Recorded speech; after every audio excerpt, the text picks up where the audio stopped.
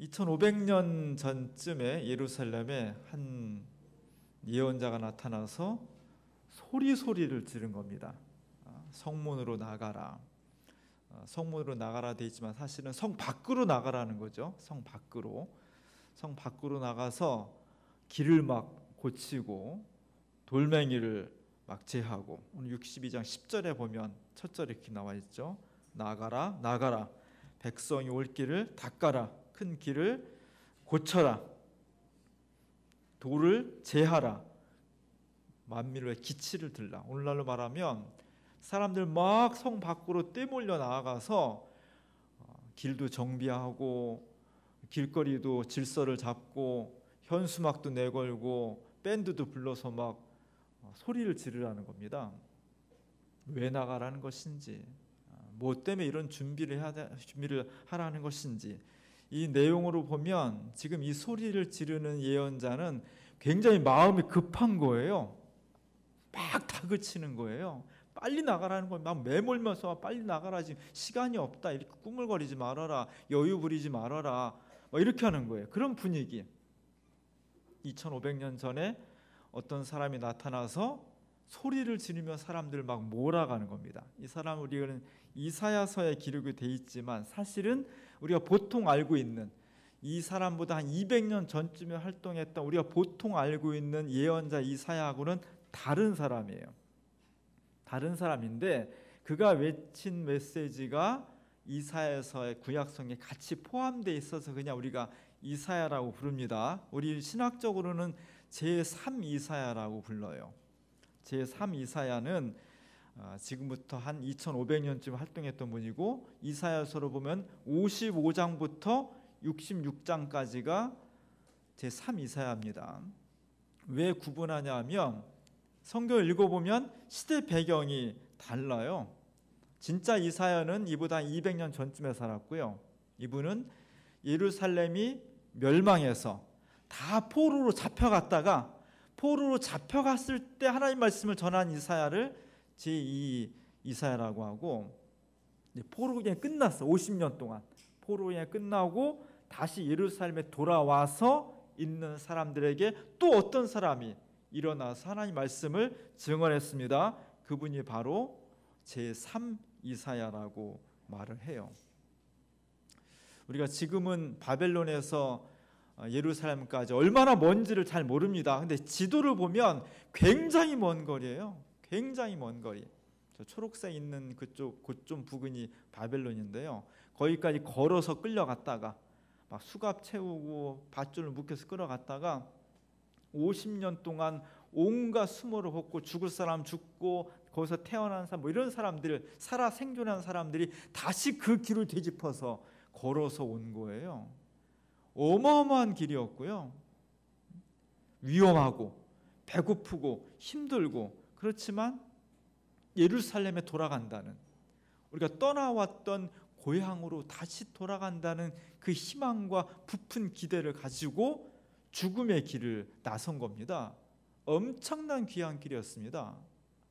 안타까운 것은 그렇게 큰 기대를 가지고 예루살렘, 시온, 하나님의 도성, 온갖 축복과 은총이 있는 곳, 그곳으로 돌아왔는데 와보니까 그들이 가졌던 기대하고는 전혀 다른 상황이었다는 거예요.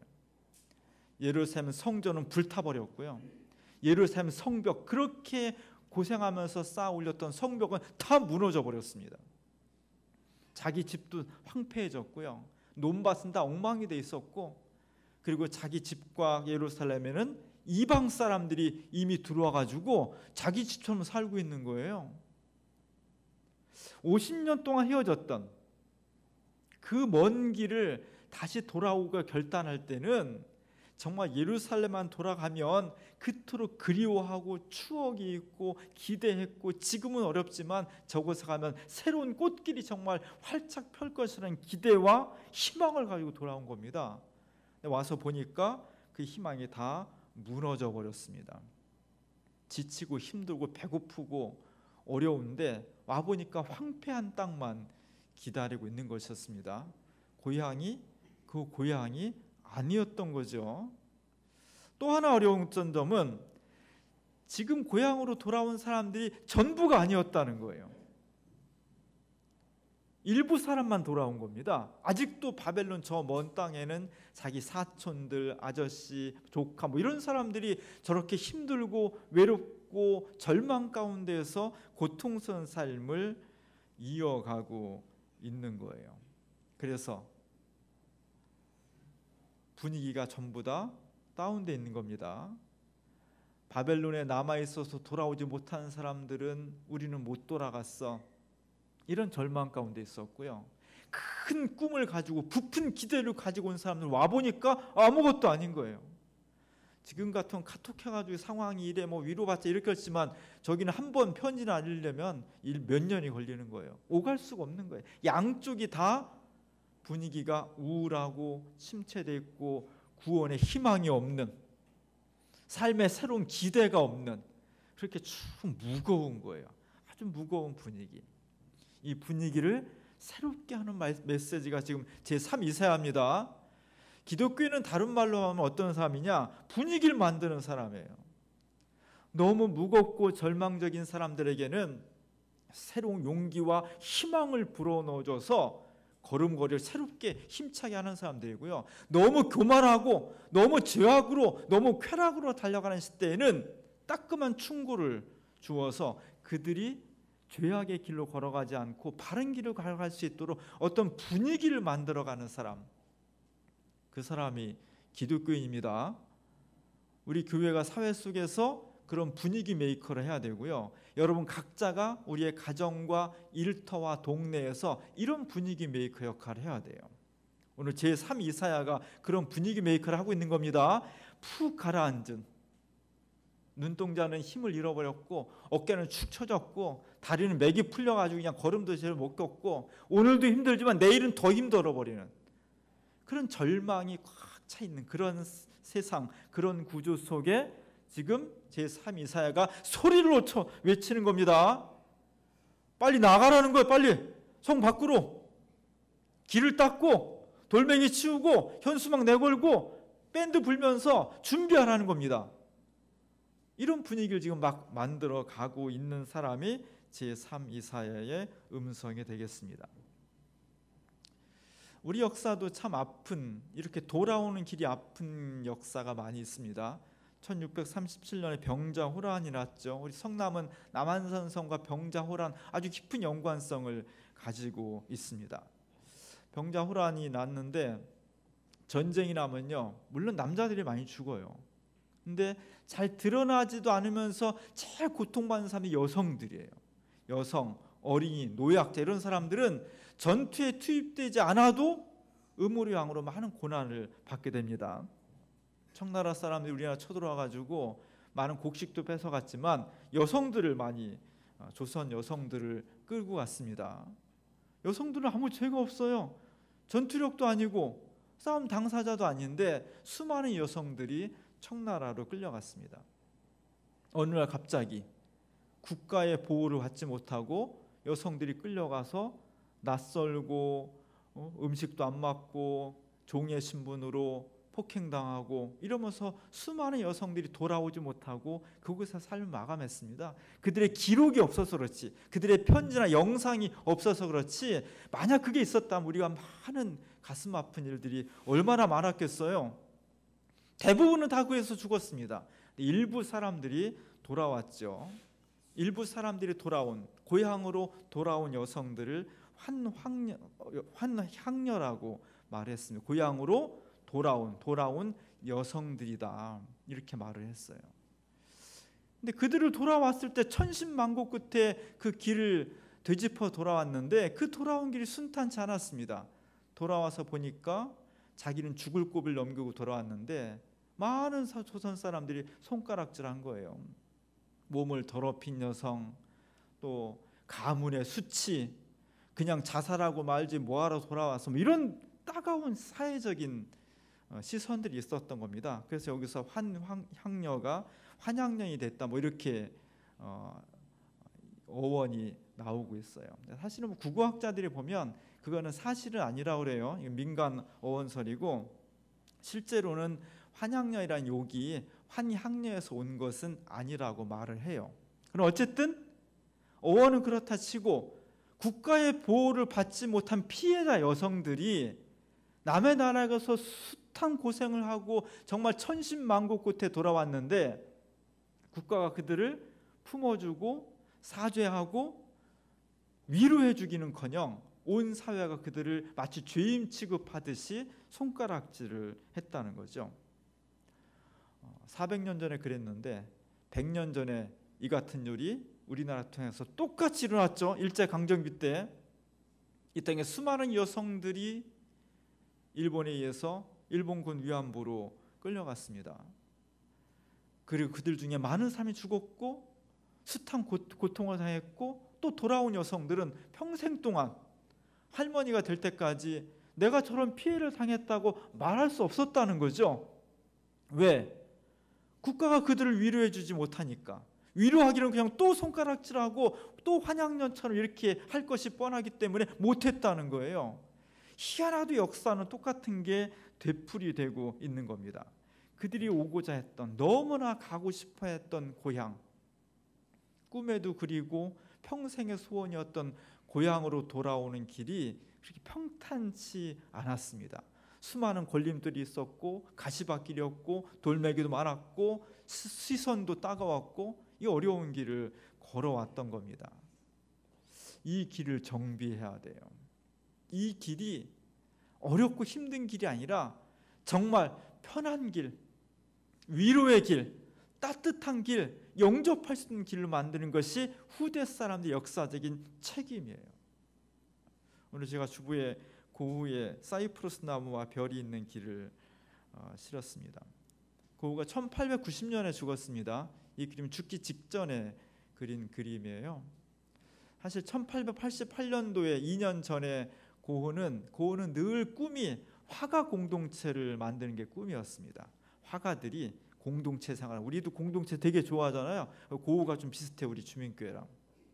공동체를 너무너무 좋아했어요. 그래서 막 집을 얻고 작업실을 공동으로 만들어서 화가 공동체를 만드는 게 꿈이었습니다. 그리고 첫 번째로 영입한 화가 공동체 멤버가 고흐가 그렇게 좋아했던 고갱이라는 화가였습니다. 머릿속은 너무 좋아했는데 실제 살아보니까 성질이 정반대인 거예요. 맨날 싸워. 하도 격하게 싸우다 하루는 너무 승질나가지고 고흐가 자기 귀를 잘라가지고 그런 사건이 벌어졌잖아요. 이것을 보고 고갱이 기겁을 해가지고 그냥 바로 파리로 도망가 버립니다. 그 사건이 있은 이후에 고흐는 정신병원에 입원하게 되고 그리고 죽기 전 3년 동안 정말 불꽃 같은 작업을 통해서 우리가 알고 있는 대부분의 명작은 다 죽기 3년 동안에 다 그려진 그런 그림들이에요. 아마 그런 추억들, 그런 것들을 가슴속에 담고 작업을 합니다. 그리고 이 당시 1890년도에 죽기 직전에 고흐의 마음을 사로잡고 있던 것은 사이프러스 나무였습니다. 우리나라도 어딘가 가면 사이프러스 나무가 있죠. 사이프러스 나무가 이렇게 곧게 자랍니다. 굉장히 멋있어, 폼이 멋있어요. 저 나라에 그 나무가 많았는데 얼마나 높이 자라는지 고흐가 지금 캔버스 밖으로 이 나무가 뚫고 나가는 것처럼 높게 그렸잖아요. 그리고 고흐가 정말 좋아했던 한쪽의 나무 옆에는 별이 막 밝게 빛나고 오른쪽에는 초생달이 걸려 있어서 막 그 휘몰아치는 터치를 통해서 막 터질 것 같은 그런 느낌을 보여주고 있습니다. 그리고 밑에는 가을 겨울이 되니까 갈대 같은 것들이 막 누렇게 변해가는 거죠. 위에는 생명이 막 휘몰아치고 밑에는 죽음의 기운이 들어가는 거죠. 아마 고흐는 자살했지만 자기가 죽을 것을 미리 예감한 것일까? 모르지, 아무도 모르지만 그런 해석들이 많이 있습니다. 그리고 그 옆에 길에 노란 마차가 하나 있고 그 앞에 두 사람이 지금 걸어오고 있죠. 누구겠어요, 두 사람이? 말은 안 하지만 고흐가 자신과 고갱이 저 길을 함께 걸어가는 그런 모습으로 추억했을 것 같다. 그런 해석들을 하고 있습니다. 고흐는 죽기 직전에 저 그런 길을 가고 싶은 거예요. 자기 친구와 같이 걸었던 길, 자기가 추억하면서 정말 행복하고 기쁘고 새로운 희망을 가지고 있던 그 길을 가고 싶어 했던 거죠. 그 길이 오늘 우리 앞에 놓여져 있고 그 길이 우리 역사 앞에 놓여져 있는 겁니다. 2500년 전에 예루살렘 사람들 앞에 놓여졌던 길, 400년 전에 병자 호란 때 놓여졌던 길, 100년 전에 일제강점기 때 놓여졌던 길, 그리고 또 100년 전에 우리와는 전혀 다른 환경 속에 있지만 고울한 화가에게 놓여졌던 길, 그 길이 가고 싶고 그리워했던 그 길이 내 상처와 절망과 아픔을 치유해 줄 수 있고 회복해 줄 수 있는 그런 길이 돼야 됩니다. 그런 길이 돼야 되는데 그러기에는 너무 많은 난관이 있었던 거죠. 그래서 오늘 제3 이사야 선지자가 예루살렘 사람들에게 외치고 있는 겁니다. 돌아오기 위해서 준비하라는 거예요. 오늘 11절에 보면 보라 내 구원이 이르렀다. 왜 이렇게 해야 되느냐? 심심해서 그러라는 것이 아니라 하나님께서 우리에게 구원하시기 위해서 이미 다 작업을 맞춰놨으니까 이제 너희는 이 길을 통해서 준비를 하라는 겁니다. 하나님께서 얼마나 준비를 철저하게 하셨는지 예루살렘에 새로운 이름을 부여하셨다는 거예요. 너희는 거룩한 백성이다. 여호와께서 구속하신 자다. 하나님이 찾은 사람들이다. 너희는 버림받지 않은 성읍이다. 왜 이런 새 이름을 주냐면 그 전까지 예루살렘 사람들이 느끼는 그들의 정체성은 우리는 패배한 백성이야. 질이 멸렬한 삶이야. 하나님께서 우리를 구원하지 않으셨어. 우리를 버려버렸어. 우리를 잊어버렸어. 이런 마음들을 가지고 있었다는 거죠. 그런 사람들에게 오늘 제3 이사야 선지자가 크게 외치는 거예요. 여러분은 거룩한 백성입니다. 여러분 절대로 하나님께서 잊어버리지 않았습니다. 다시 찾았습니다. 새로운 역사를 시작할 것입니다. 그러니 어떻게 해야 돼? 그러니 여러분이 길로 나아가십시오. 오늘 10절의 말씀을 다시 한번 보겠습니다. 성문으로 나아가라. 나아가라. 백성이 올 길을 닦으라. 큰 길을 수축하고 수축하라. 도를 제하라. 만문을 위해서 기치를 들라. 이 말씀을 막 전해주고 있는 겁니다. 이 말씀이 2500년 전에 맥이 빠지고 힘들어하는 예루살렘 사람들에게 전해진 말씀인데 한 500년쯤 후에 초대교회 교인들이 구약성서 이사야 선지자 이 말씀을 읽는 거예요. 초대교회 교인들은 어떤 상황이었겠습니까? 예수 믿는다는 것 때문에 예수님을 열심히 쫓아가는데 오늘 예수님이 돌아가신 거예요. 십자가에 달려서 처참하게 돌아가신 거예요. 그를 증거하던 스데반은 돌에 맞아 죽었고요. 그를 증거하고 믿고 따르던 사람들은 아무런 일도 하지 않았는데 평생 동안 카타콤의 지하의 묘소에서 살아야 됐고요. 그러다 발각되면 수많은 사람들이 보는 앞에서 사자한테 밥이 더 죽었고요. 사도 바울 같은 사람은 목에 잘려서 참수형을 당해야 했습니다.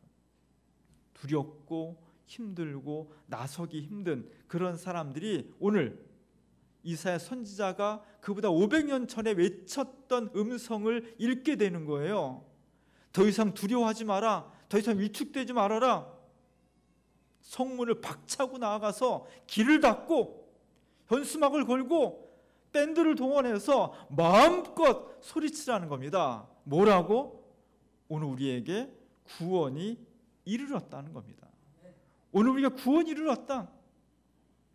이 말씀이 2500년 전에 설파되었고 500년 전에 다시 우리 신앙의 선조들에게 귀에 옮겨졌고 오늘 역사를 통해서 수많은 인생과 역사의 질곡과 슬픔이 있지만 오늘 다시 하나님께서 우리에게 주시는 겁니다. 그날이 온다는 거예요. 그날이 언제냐? 오늘 우리는 그날을 성탄절로 고백하는 겁니다. 메시아가 오시면 우리가 돌아갈 길에 엄청난 고난이 있고 수치가 있고 능멸이 있고 절망이 있는 그 길이지만 메시아가 오시면 그 길을 바꿔주신다는 거예요. 새로운 희망으로, 새로운 용기로, 새로운 생명으로, 은총으로 바꿔주신다는 겁니다. 그것을 믿고 주님께서 오시는 길을 예비하라는 겁니다. 불신의 돌멩이, 의심의 돌멩이, 불안과 우울의 돌멩이, 움푹 패인 곳을 다시 메꾸고 길에 있는 것들을 치워내면서 메시아가 오시는 길을 예비하라는 것이 오늘 우리에게 주시는 말씀이에요. 다 이루어진 다음에, 메시아가 오신 다음에 그분이 내 눈에 보이고 내 손에 잡히고 내 삶이 변화돼서 축복으로 바뀌고 그 다음에 믿으라고 하면 안 믿을 사람이 어디 있겠어요? 다 믿을 수 있는 거죠. 믿음은 보이지 않는 것을 믿는 겁니다. 믿음은 미래를 땡겨서 사는 거예요. 지금은 비록 슬프고 아프고 절망적이고 눈에 보이는 것은 황폐한 것뿐이지만 하나님의 약속을 믿고 예수 그리스도가 내 삶에 오시면, 우리 가정에 오시면, 우리 교회와 역사에 오시면 지금 우리를 무겁게 짓누르고 있는 모든 현실을 뒤바꿔서 새로운 역사로, 새로운 행복으로 만들어 주실 것이라는 것을 믿는 거예요. 그 믿음이 있으면 우리가 나아갈 길에 절망과 어둠과 불신이 있다 할지라도 그것을 다 제거하고 주님이 오시는 길을 예비할 수가 있다는 것입니다. 주의 오시는 길을 준비하기 바랍니다. 성 안에 갇혀 있지 말고 성 밖으로 힘차게 나가서 소리치기 바랍니다. 오늘 하나님의 구원이 내게 이르렀다고. 내 인생과 우리 가정과 역사에 수많은 걸림돌이 있고 가시밭길이 있고 구덩이가 있고 산과 물이 있다 할지라도 우리가 믿음을 가지고 나아가서 이 길을 정비하며 정말 두 손을 들고 내 마음을 열어서 주님 우리에게 오십시오. 주님이 오시면 내 인생이 변화됩니다. 우리의 가정이 새롭게 됩니다. 이제 더 이상 한숨과 눈물이 그쳐지고 새로운 기쁨과 축복이 내게 올 것입니다. 이 믿음을 가지고 주의 오시는 길을 예비하라는 것이 대림절입니다. 대림절 세 번째 주일입니다. 이제 다음 주면 네 번째 주일이고 이제 곧 성탄절이 다가옵니다. 열흘밖에 남지 않았는데 우리 각자의 상황이 다 다르고요. 길이 다 다릅니다. 모양이. 그러나 공통적인 거예요. 어떤 경우든 어떤 걸림돌이 있든 어떤 구덩이가 있든 어떤 상황이든 하나님께서 우리에게 주시는 약속은 똑같은 겁니다. 보라, 내 구원이 이르렀다는 겁니다. 내 능력이나 내 지식이 아니라 메시아의 오심을 통해서 내 구원이 이르렀다는 겁니다. 오늘 내게 주시는 이 구원의 음성을 믿음으로 받아들이며 주의 오시는 길을 열심히 예비해서 올해 성탄절에는 그리스도의 구원이 우리의 삶 속에 충만할 수 있기를 주님의 이름으로 간절히 축원합니다. 기도하겠습니다. 주님 감사합니다. 우리가 어려움 속에, 어둠 속에, 절망 속에 있다 할지라도 우리를 망각하시거나 버리지 아니하시고 다시 기억하셔서 찾아오셔서 우리에게 구원의 소식을 전해주시니 고맙습니다. 더 이상 움츠러들지 않게 하옵소서. 더 이상 눈물 속에 갇혀있지 않게 하옵소서. 더 이상 우리가 한숨을 쉬지 않게 하옵소서. 이제는 노래하며 힘차게 성 밖으로 나아가서 주님께서 내게 오시는 길을 예비하고 주의 오심을 환영하고 준비할 수 있는 믿음의 사람들 되게 하옵소서. 올해 성탄절엔 정말 그리스도가 내 안에서, 우리의 가정 안에서, 우리의 역사 속에서 새롭게 탄생하시고 오늘 구원이 우리에게 이르렀다는 것을 온 삶으로 체험하는 뜨거운 절기가 되게 하옵소서. 예수님의 이름으로 간절히 기도합니다.